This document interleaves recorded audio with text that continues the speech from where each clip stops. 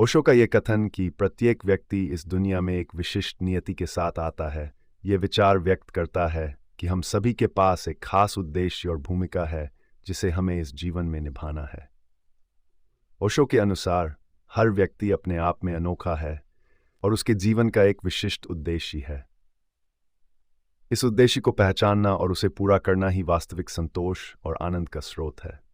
Number 1, प्रत्येक व्यक्ति की अनोखी भूमिका। ओशो का मानना है कि हर व्यक्ति एक खास प्रतिभा और स्वभाव के साथ इस दुनिया में आता है। जैसे प्रकृति में हर फूल, हर पेड़, हर नदी अपने आप में अलग और महत्वपूर्ण है, वैसे ही प्रत्येक व्यक्ति भी एक अनोखी भूमिका के साथ आता है। ये भूमिका उसे जीवन में एक विशेष पहचान देती है और उसके जीवन के उद्देश्य को स्पष्ट करती है। नंबर 2, आंतरिक आवाज को सुनना। ओशो के अनुसार अपने जीवन के उद्देश्य को समझने के लिए हमें अपनी आंतरिक आवाज सुननी चाहिए। अक्सर समाज, परिवार और बाहरी दबाव हमें किसी और की तरह बनने के लिए प्रेरित करते हैं, लेकिन ओशो का कहना है कि हमारे भीतर की आवाज ही हमें सही दिशा में ले जा सकती है। जब हम अपनी आंतरिक आवाज को सुनते हैं तो हमें अपने जीवन का असली उद्देश्य स्पष्ट रूप से समझ में आता है। नंबर 3, जीवन का उद्देश्य खोजने का महत्व। ओशो का मानना है कि जीवन का वास्तविक आनंद और संतोष तब आता है जब हम अपने उद्देश्य को पहचानते हैं और उसे प्राप्त करने का प्रयास करते हैं। अगर हम अपनी नियति को नहीं पहचानते तो हम एक अधूरे और भ्रमित जीवन जीते हैं। अपने जीवन का उद्देश्य समझकर उसे पूर्ण करना ही सच्चे आनंद और शांति का अनुभव देता है। नंबर 4, बाहरी अपेक्षाओं से मुक्त होना। ओशो के अनुसार जीवन का उद्देश्य खोजने के लिए बाहरी अपेक्षाओं से मुक्त होना आवश्यक है। समाज, परिवार और मित्र अक्सर हमें कुछ खास भूमिकाओं में डालना चाहते हैं, लेकिन हमें अपने भीतर की सच्चाई को पहचानने की जरूरत है। जब हम बाहरी अपेक्षाओं से मुक्त होते हैं तभी हम अपने जीवन के वास्तविक उद्देश्य को जान पाते हैं। नंबर 5, नियति और स्वतंत्रता का संबंध। ओशो मानते हैं कि जीवन में नियति और स्वतंत्रता का एक गहरा संबंध है। नियति का अर्थ यह नहीं है कि हमारे पास कोई विकल्प नहीं है, बल्कि इसका मतलब है कि हमें अपनी नियति का सम्मान करते हुए स्वतंत्रता के साथ जीवन जीना चाहिए। हमारे पास हमेशा यह स्वतंत्रता होती है कि हम अपने उद्देश्य को पहचानें और उसे पूरी निष्ठा और प्रेम के साथ निभाएं।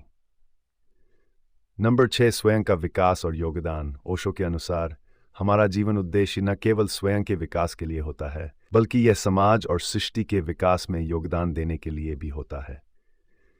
जब व्यक्ति अपने जीवन के उद्देश्य को पहचान लेता है तो वह अपनी क्षमताओं और गुणों का उपयोग समाज और लोगों की भलाई के लिए कर सकता है। नंबर 7, अपने सच्चे स्वरूप को पहचानना। ओशो का मानना है कि जीवन का उद्देश्य अपने सच्चे स्वरूप को पहचानने में है। जब हम खुद को समझते हैं और अपनी वास्तविकता को पहचानते हैं तभी हम अपने जीवन के उद्देश्य को पूरी तरह से जी पाते हैं। अपने भीतर के सत्य को जानकर ही हम अपनी नियति को पहचान सकते हैं। नंबर 8, ध्यान और आत्मावलोकन का महत्व। ओशो कहते हैं कि ध्यान और आत्मावलोकन से हम अपनी नियति को समझ सकते हैं। ध्यान के माध्यम से हम अपने भीतर की गहराई में प्रवेश करते हैं और वहां उद्देश्य को स्पष्ट रूप से देख सकते हैं।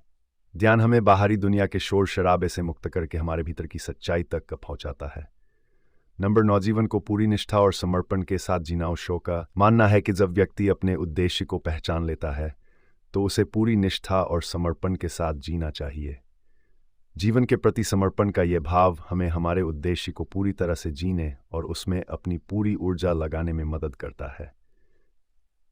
जब हम अपने उद्देश्य के प्रति समर्पित होते हैं तो जीवन में गहराई और अर्थ का अनुभव करते हैं। ओशो का यह विचार हमें यह सिखाता है कि जीवन का उद्देश्य पहचानना और उसे जीना ही हमारे अस्तित्व का असली उद्देश्य है। हर व्यक्ति की एक अनोखी नियति होती है और हमें अपनी आंतरिक आवाज को सुनकर इसे पहचानना चाहिए। जब हम अपने उद्देश्य को समझकर उसे पूरे समर्पण और निष्ठा के साथ जीते हैं तो हमारा जीवन पूर्ण और संतोषजनक हो जाता है। ओशो का संदेश है कि अपनी नियति को पहचानो, उसे पूरी निष्ठा के साथ अपनाओ और जीवन को आनंद और संतोष से भर दो।